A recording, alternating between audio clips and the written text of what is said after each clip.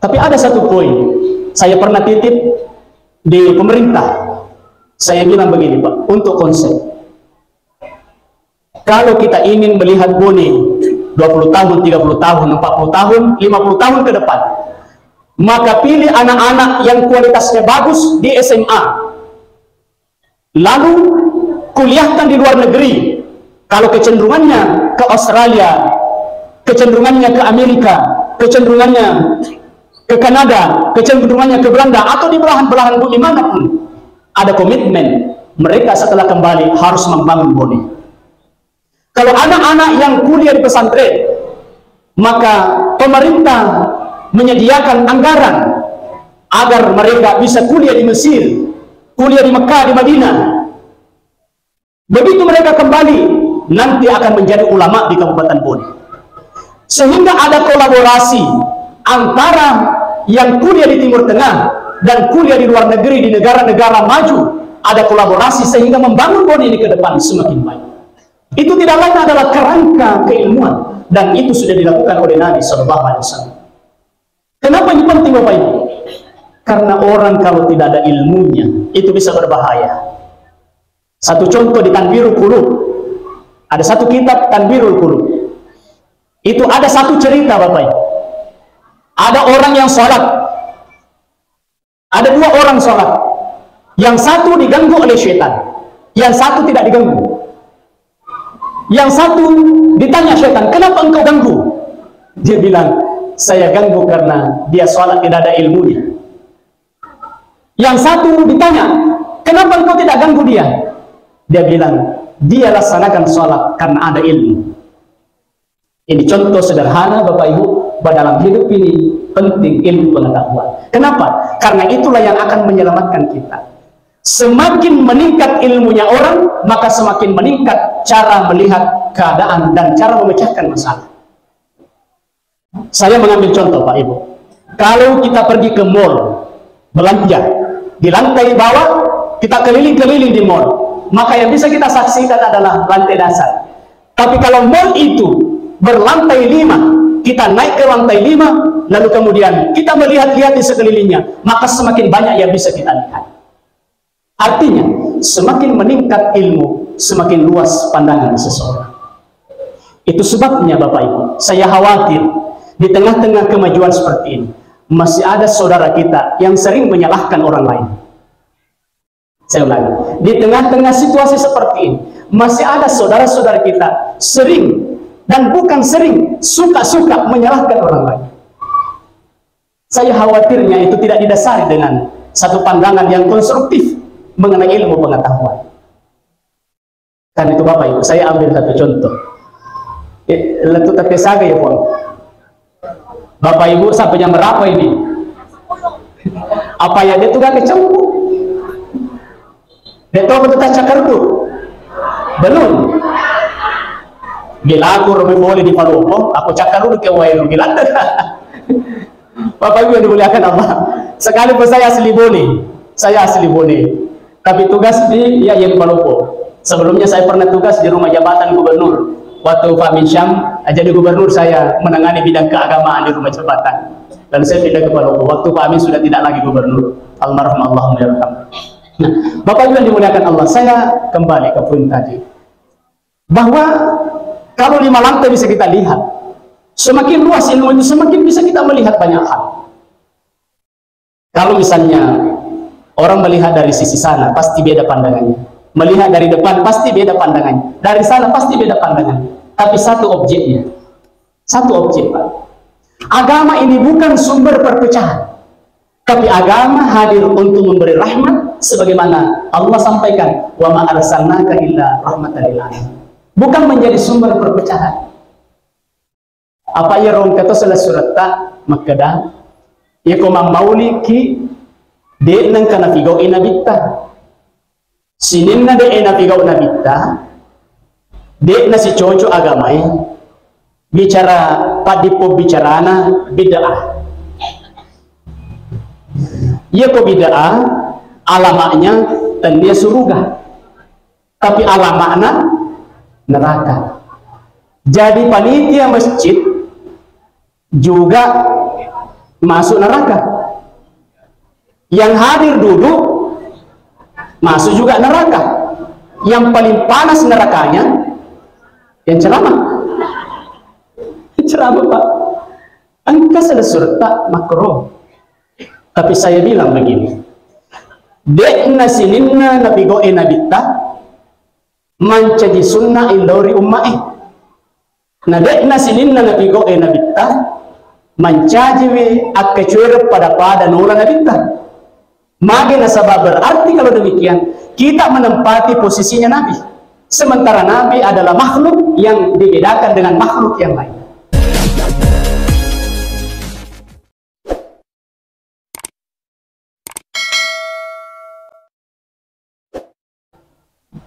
Maksudnya bagaimana? Nabi laksanakan sholat sunat tengah malam, sholat lain. Posisi hukumnya adalah wajib bagi Nabi. Betuanna dia nawadding natatanga kita. Tapi bagi umat bukan posisinya wajib. Kenapa? Karena itu litakhsisin Nabi sallallahu alaihi wasallam. Itu adalah pengkhususan kepada Nabi dan berlaku khusus pada Nabi, bukan berlaku pada umat.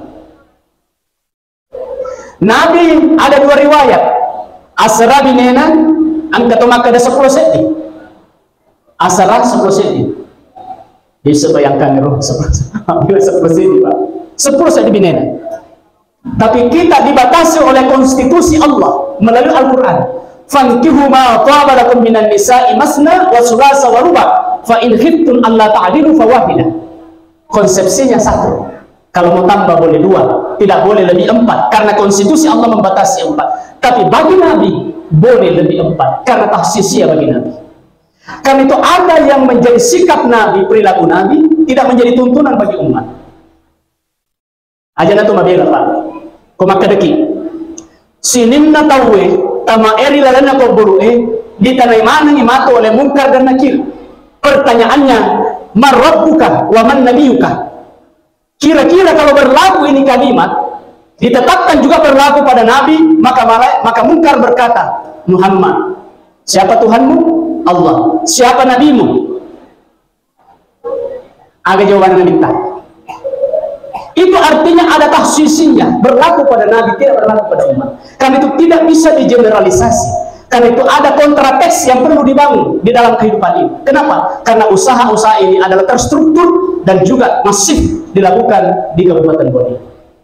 Saya tidak antitesa terhadap situasi ini, tidak. Tetapi hanya saya ingin mengatakan bahwa aku dia keteningnya roh berarti tamera naga gurutta fangaji junede. Tamera naga anda gurutta pasal si baco. Pak Furto tetokoi. Kami neraka anda gurutta almarhum al-Bukhara kita hormati petakaliye. Magi nasabak nafuji mamauli. Dan itu kita bangun kontrateks bahwa tidak semua kalimat itu bisa digeneralisasi. Nah, apa maksudnya di Bapak Ibu? Saya ungkap ini untuk memastikan bahwa keilmuan dalam kehidupan ini penting sekali. Karena itu orang tua yang menyekolahkan anaknya dan bisa mengerti kebaikan dan menjalankan kebaikan, maka orang tua itu kata Nabi kalau dia meninggal tempatnya adalah surga. Makin Nabi kata, "Man kana lahu banatun fa ahsana tarbiyatahunna dakhala jannah." Nigi topuna anak nareja ko dari alena yariga anak nala ko dari selasuban na piarai madecing napak tuju na pasikol ni simpang lai singi majai na madecing maka dia minta aku mati roto na toy tami surga. Dari mana dasarnya itu? Adalah ilmu pengetahuan. Itu sebabnya Nabi berjuang bagaimana ilmu itu bisa dipakai dalam hidup ini. Itulah perjuangan Nabi Bapak Ibu yang saya muliakan. Dan yang ketiga dalam poin kemanusiaan ini saya singkat konsep 9. Yang ketiga, yang dikeluhkan dan dirumuskan Nabi agar menjadi patron kehidupan manusia adalah memperbaiki akhlak. Itu sebabnya keluar satu kalimat indah dari Nabi, innama bu'istu liutammima makarimat akhlak. Sejalan dengan ayat yang tadi di rakaat pertama dibacakan oleh imam kita yang bacanya sangat luar biasa, Al-Hafizul Quran 30 juz. Di luar biasa ini masjid tua ini Hafizul Quran 30 juz. Bersaudara ada juga satu di Masjid Agung. hafizul Quran. Tadi dibaca di rakaat pertama. Laqad kana lakum fi Rasulillahi uswah al-hasanah, uswatun hasanah liman kana yarjullaha wal yawmal akhir wa dzakarallaha katsiran. Saya berhenti di ayat ini dengan satu kalimat tadi dari ucapan yang kita dengarkan baik. Apa itu Bapak Ibu yang dimuliakan Allah? Keselamatan sisi manusia ternyata ada pada poin akhlaknya. Semakin maju manusia yang ditandai dengan peradaban dan berkeadaban ada pada akhlaknya. Jadi kalau ada masyarakat semakin maju dan akhlaknya semakin bagus, itu menandakan bahwa sistem dalam kehidupan itu berjalan dengan baik. Itu juga memberi isyarat bahwa ada proses transmisi akhlak yang luar biasa. Dan itu yang didengung-dengungkan oleh Nabi SAW dalam hidupnya. Dan itulah kita baca dalam riwayat banyak hal betapa Nabi dengan penuh kelembutan. Ini kita mau ambil Pak. Akhlak saya bagi menjadi 4. Barangkali bisa melengkapi hasanah yang selama ini kita pahami. Pertama, akhlaknya Nabi pada dirinya sendiri. Yang kedua, akhlaknya Nabi pada keluarganya. Yang ketiga, akhlaknya Nabi pada sesama manusia. Dan yang keempat, akhlaknya Nabi kepada Allah. Akhlaknya Nabi kepada dirinya sendiri ditunjukkan dengan ragam cara, Bapak Ibu. Contoh, Nabi tidak terbiasa begadang.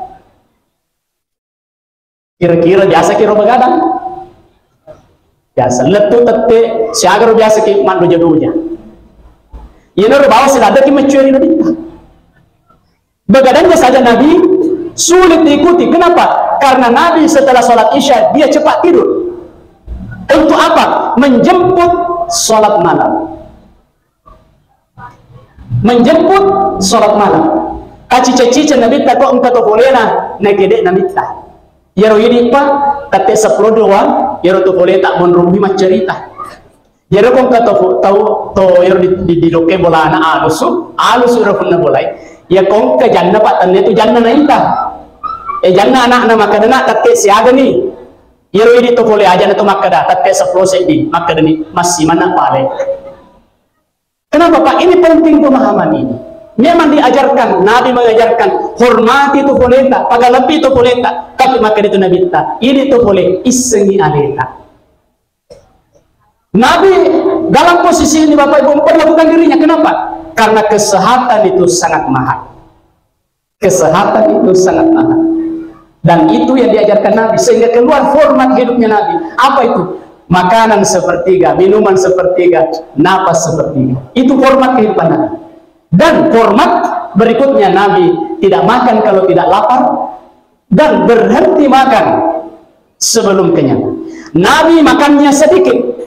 Boleh jadi kita makannya sedikit-sedikit makan. Kenapa tuh? Nabi makannya sedikit. Tapi tak balik ke penggidi, maka sedikit-sedikit makan. Kenapa? Karena Nabi memformat hidupnya supaya dia sehat. Ini penting Pak, karena tidak ada aktivitas yang bisa jadi. Tidak ada satu karya besar dalam hidup ini yang bisa jadi kalau kita sakit-sakitan. Dan mereka matuaku sebelum mereka makutana kak tak saga ni umur tak uang maka di arwan fulo na tahu itu uang ngaji arwan fulo na tahu di sampingnya uang ngaji makutana kak saga ni umur tak uang itu pulau ni asara tahu dia uang 79 umur tak ini dia uang ngaji 79 ya umurku napai 52 bebajang tapi ini nampak kerocaraan pengelatara tidak kerocaraan karena Bapak Ibu rumusnya hidup ini kelihatannya kelahiran kita teratur tidak mungkin berganti kelahiran orang dengan kelahiran orang lain tetapi begitu orang mau dipanggil kepada Allah maka Allah mengambilnya secara teracak. Ini masalah Pak, kelahiran kita teratur tidak mungkin saya berganti kelahiran dengan Bapak Ibu. Tomatuaku yang umurnya sudah 60-70 tidak mungkin berganti dengan kelahiran saya. Tapi begitu Allah memanggil hambanya, Allah tidak mengambil teratur, tetapi mengambilnya secara teracak. Karena faktanya ada anak yang masuk usianya baru keluar dari rahim dia meninggal. Ada yang 5 tahun dia meninggal, ada 10 tahun dia meninggal. Diambil secara teracak, tapi lahirnya secara teratur. Manusia tidak akan mungkin terganti kelahirannya. Tetapi dari sisi orang kembali kepada Allah, itu tidak teratur, diambil secara teracak. Disitulah penting kita untuk mempersiapkan diri sebaik mungkin. Nah, karena itu Bapak Ibu yang dimuliakan Allah, jadi Nabi SAW fokus akhlaknya pada dirinya, berakhlak pada diri sendiri. Ya naraka di tomat watta panaja kami nama kesing ia nari tulan roaleta. Saya ulangi Pak, panaja kami nama kesing ia nari tulan roaleta. Ania tahu ya? Sama pada malam ini saya sampaikan untuk merefresh, menguatkan kembali cinta kita kepada Nabi, menguatkan ingatan kita. Tapi pengajak itu ngena ia nari tu lan roaleta. Ia naraka kada fuangi wa fi anfusikum afala tubsirun. Angkat tu riwatat kaleta dega hatatanga imadeci. Semana maka difuangi tanga ia leta ale agur meraja, karena lamro aleta adalah tempat kita belajar, adalah madrasah yang sangat luar biasa yang tidak akan pernah membohongi kita karena pergerakan waktu itu telah terjadi. Jadi Nabi mensikapi dirinya berakhlak dengan baik pada dirinya. Yang kedua, Nabi tunjukkan akhlaknya pada keluarga. Sejarah menunjukkan bahwa Yero Nabi tadi nagaga tahu pada gelona ampena lori keluarga. Aga ada Nabi ta. Yero nasabut Nabi ta si gelona di palawangetan ia nari tu tahu kami nama magalo di keluarga. Dan saya adalah orang yang paling baik akhlakku kepada keluarga. Bapak Ibu, suatu saat Nabi ada di rumah. Karena ini tradisinya Nabi. Ini mungkin juga menjadi perhatian kita. Ya Nabi sebagai Nabi, sebagai pemimpin tertinggi di panglima perang, sebagai kepala negara, menyatu pada dirinya. Tapi begitu Nabi buka pintu rumahnya, maka semua jabatannya ditinggalkan di luar. Dan masuk Nabi sebagai seorang bapak atas anak-anaknya, dan seorang kakek atas cucu-cucunya, dan juga sebagai seorang suami atas istrinya. Dan begitu Nabi masuk di rumah, orang semua bahagia di dalam, Pak. Saya ulangi, begitu Nabi masuk di dalam rumah, semua orang di rumahnya merasa bahagia. Sehingga kalau dia panggil cucunya Hasan dan Husain, duduk Nabi, dia sapu-sapu kepalanya cucunya. Tiba-tiba ada orang datang bertamu, lalu dia tanya kepada Nabi, apakah Rasulullah selalu menyapu kepalanya Hasan Husain? Maka dia iya. Maka dia boleh angka 10 anakku de pagaga pura usahaku ulunna. Maka dia Nabi ta waktu taurangi aleta fodri fung Allah Ta'ala yak yang mengina capu fung Allah Ta'ala rasa kasih sayang yang ada di dalam hatimu sehingga engkau berubah menjadi orang keras sebagai orang tua. Mengapa Imam Syafi'i, seorang ahli agama yang sangat terkenal dan masyhur di kawasan Asia Tenggara, dan juga itu kita pedomani pikiran-pikirannya itu sangat dekat dengan kita. Ketika ditanya kenapa Imam Syafi'i menjadi orang besar dan terkenal, kata Imam Syafi'i sederhana, agak ada Bapak Ibu, ya rotomat waktu ya kofuran anak bajui waktuku icu nang tarakat mesuri pintu bolai ya komelo nak mendre di kendaraan angin, dia lambaikan tangannya nadada kak ya rotomat waktu, dan ternyata lambaian tangan itu menjadi simbol kasih sayang bagi orang tua kepada anaknya yang akan meninggalkan rumah menuju ke tempat di mana dia mau belajar. Ya rumah kopi kadangin kita balik, Pak. Engkau di balancamu tuh siaga nih betul 5 sebu 10 sebu ganda baru. Ini yang kita tanyakan, apakah kita lambaikan tangan? Dan di antara kita ada yang mengantar sampai ke tempat tujuan. Ternyata itu adalah pewarisan nilai kebaikan yang nanti suatu saat kalau anak kita itu tumbuh dan berkembang menjadi besar dan berkeluarga, dia akan meniru cara-cara seperti itu. Dan itu adalah kebaikan. Kan itu Bapak Ibu yang dimuliakan Allah, keluarlah kalimatnya Nabi yang sangat singkat, yang menyimbolkan dalam rumah itu ada ketenangan, dalam rumah itu ada kebahagiaan, di dalam rumah itu ada kemuliaan. Apa kata Nabi? Baiti jannati, rumahku laksana surga bagiku. Megahkah rumahnya Nabi? Sprinter ke tempat tidurnya Nabi? Ternyata tidak. Bahkan ditemukan riwayat kalau Nabi sujud, seringkali Nabi menggeser sedikit posisi kakinya Siti Aisyah radhiyallahu anha. Kenapa? Karena kakinya Siti Aisyah itu menempati tempat sujudnya Nabi, yang menunjukkan bahwa tempat istirahatnya Nabi tidak luas. Dan juga kita temukan begitu Nabi bangun dari tempat tidurnya, ada tanda di belakang yang mengisyaratkan bahwa bukan seperti tempat tidurnya Nabi. Tetapi kenapa keluar baiti jannati, yang menyimbolkan bahwa di dalam rumah Nabi ada ketenangan, ada kebahagiaan, ada ketentraman. Dan inilah yang kita harapkan bisa terwujud dalam kehidupan ini. Apa boleh kita bisa libur na tampai ki keluarga masenna pinadina Pak pada ruya akong kana boleh palupo kasi minggu ka kasi mapuasa si minggu biasa to lebih napaka di pintu angkan ibu macawa-cawa cak biru-biru lanya man sedir takoko maka tak aku penyamut Pak tapi kapan ya Pak letuk di mulai dia pernah bermajak ke bineta, dia pernah bercembe-cembe. Agak tuh kasih melihat tunggu poli. Sambutlah itu dengan kebahagiaan. Kenapa? Karena itu adalah cara Nabi. Cara Nabi. Dan itu Bapak Ibu yang dimuliakan Allah. Mari kita berikrar dalam jiwa kita. Saya ingin mengatakan satu kalimat. Mari menjadikan rumah kita sebagai surga sebelum menuju surga sesungguhnya. Saya ulangi Bapak Ibu. Mari menjadikan rumah kita sebagai surga sebelum menuju surga sesungguhnya. Karena itulah yang ditunjukkan Nabi. Kita mengambil satu manfaat dari akhlaknya Nabi kepada keluarganya dan perlakuannya Nabi sangat istimewa. Dan karena itu Bapak Ibu, poin kedua ini menjadi penting bagi kita.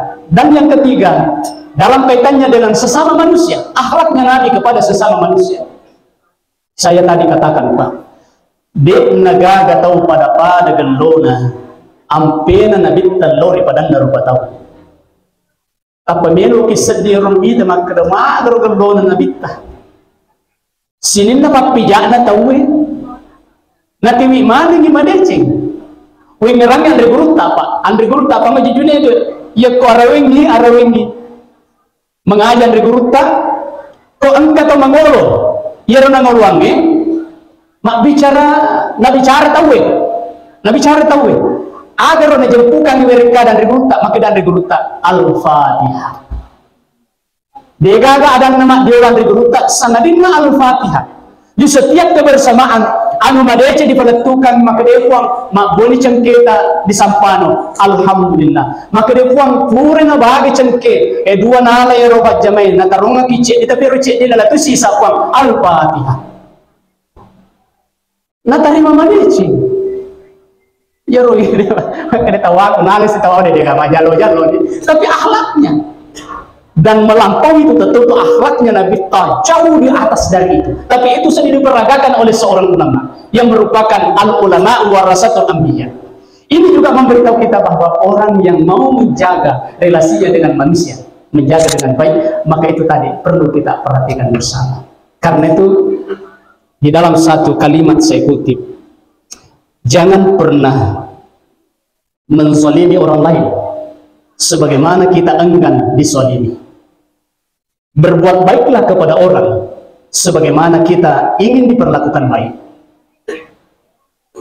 Beningkanlah hati, jadikanlah hati sebagai neraca kebaikan, agar orang-orang yang kita ajak bersama merasakan kebaikan dalam hidup ini.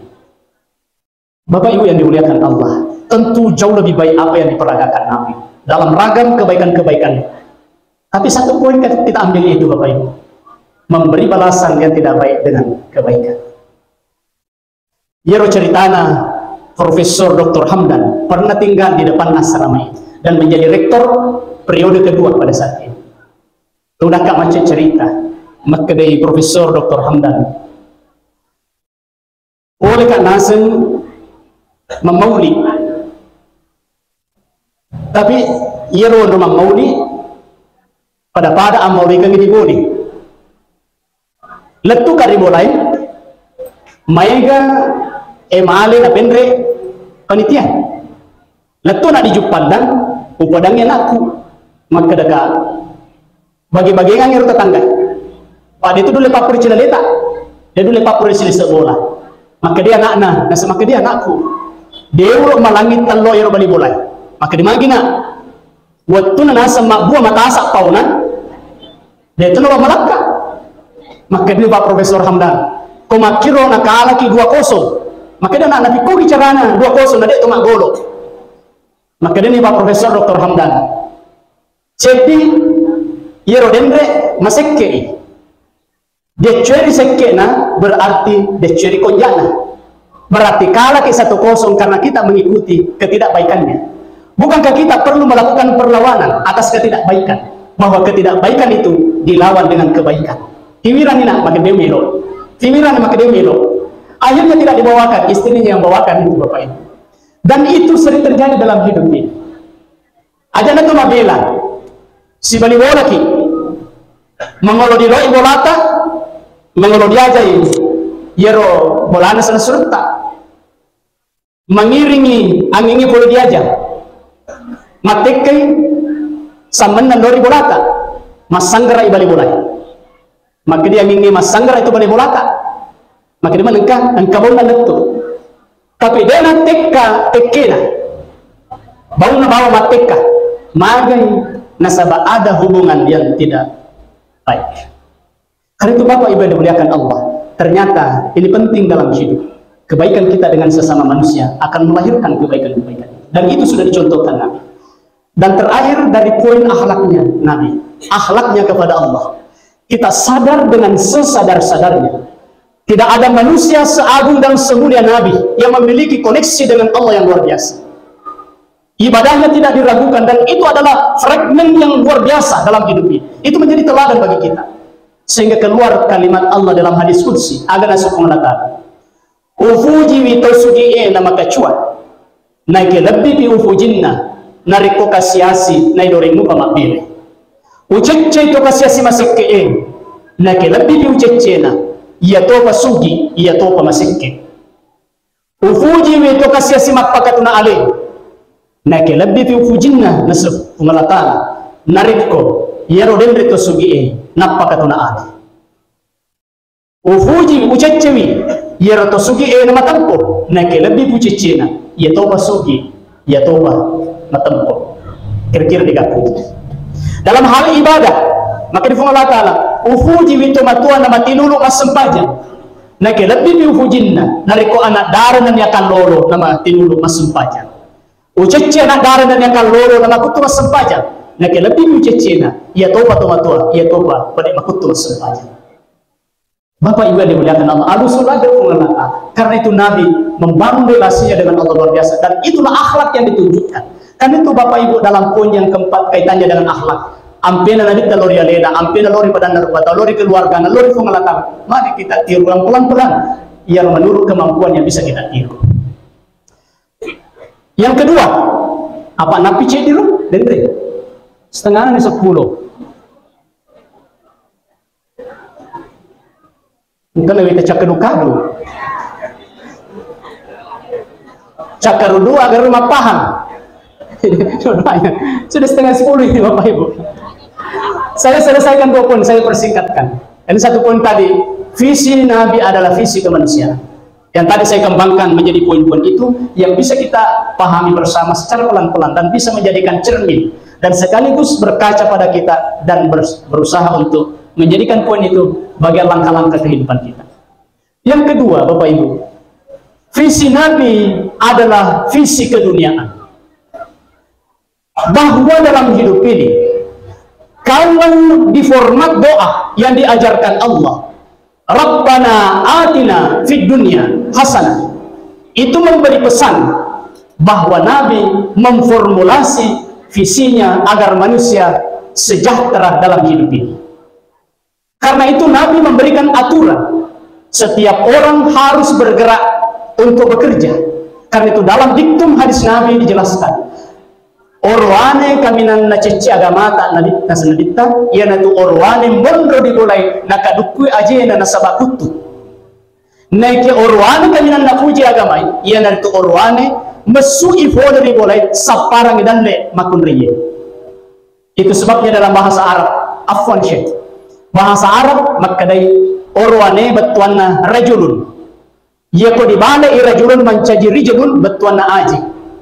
Yer orwane si bawa aje si tundrengan ia panajaji urwani narekuna pake ajenda masuk sapadalle untuk nasib ke keluarga. Tapi makun raya bahasa Arab na mar'atun betuanna makun raya.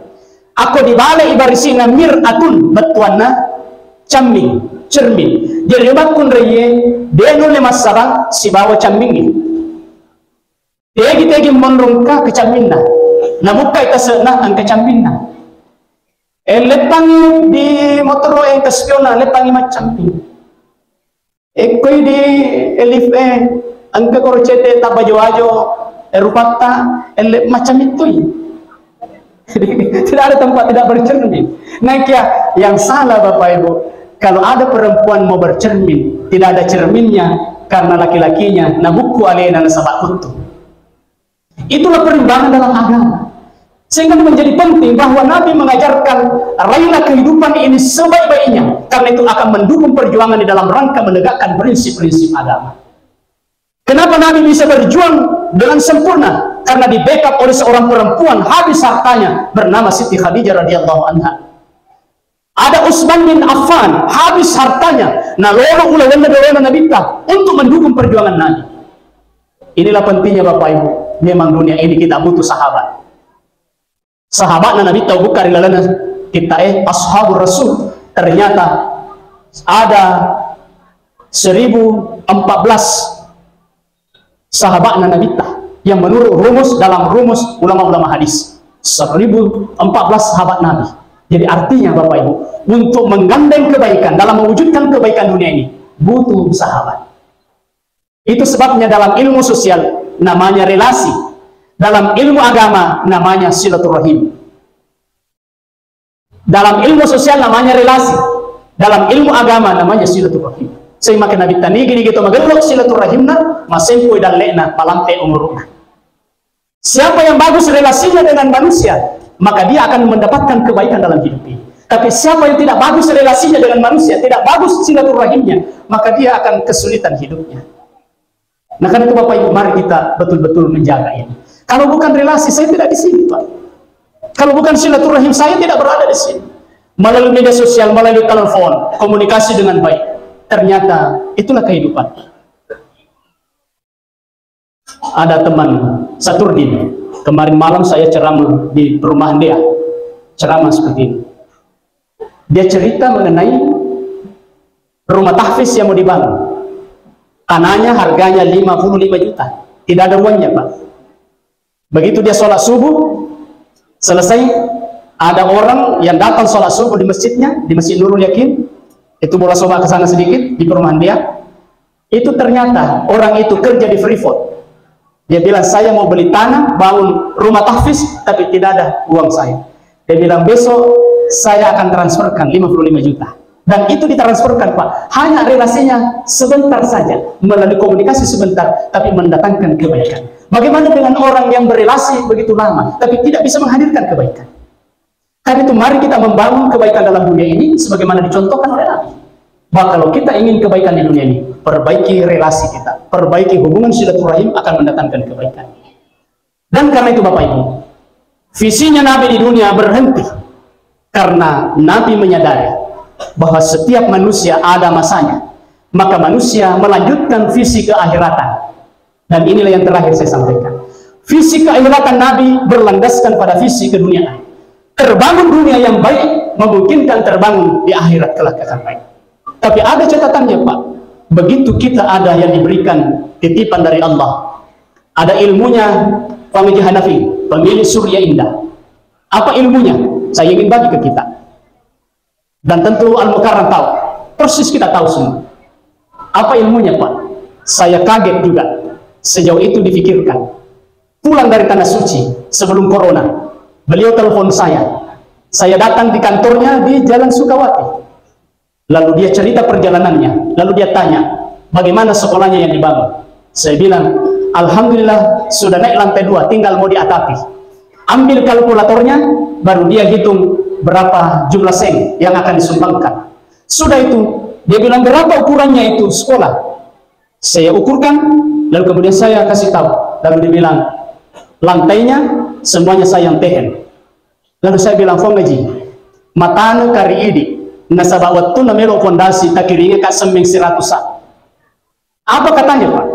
Maka dari pengajin saya hanya menitip karena terlalu berat bagi saya dan tidak mampu saya bawa ke akhirat sendiri.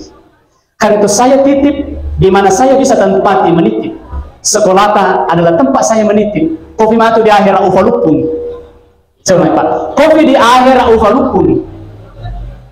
Kode lima menurut kita mata utale ina sabab utitipi nasabah deulim pawit tiwi cinaleki. Tapi saya menitip itu karena di akhirat ada perjalanan menentukan di sana. Sehingga daleku di mana saya bisa titip ada di masjid, ada di sekolah, di mana-mana saya titip. Kopi matu di akhirat ufalukum. Karena itu Bapak Ibu yang dimuliakan Allah, orang yang sadar tentang visi Nabi keakhiratan tentu tidak terlena dalam hidup ini. Mengapa? Karena ada perjalanan lanjutan setelah kehidupan kita ini yang batasnya kita tidak tahu. Karena itu Bapak Ibu yang dimuliakan, mari bersama-sama di malam ini kembali kita mengevaluasi mengenai proses-proses kehidupan kita ini yang barangkali poin terpenting dari sudut pandang kita semua, bahwa semuanya ini tidak lain diproyeksikan oleh Allah. Karena memang Nabi wa ma arsalnaka illa rahmatan lil alamin. Di titik-titik tadi yang saya sebutkan semuanya ada nilai rahmatan lil alamin. Visi tentang keduniaannya ada rahmatan lil alamin. Visi keakhiratannya ada rahmatan lil alamin. Dan visi pertama tadi ada rahmatan lil alamin. Semua melembaga dalam rahmatan lil alamin. Sehingga terwujud satu kalimat Allah dalam Al-Qur'an, wa innaka la'ala khuluqin azim. Muhammad, engkau betul-betul manusia sebagai manusia mapunangi ampe-ampe dega kepada badanna ampir biasa. Kan itu Bapak Ibu yang dimuliakan Allah, mari kita bersama-sama di malam ini menjadikan momentum di dalam rangka insya Allah menata kehidupan kita dari saat ke saat, yang boleh jadi waktu-waktu yang kita akan lalui itu akan bervariasi.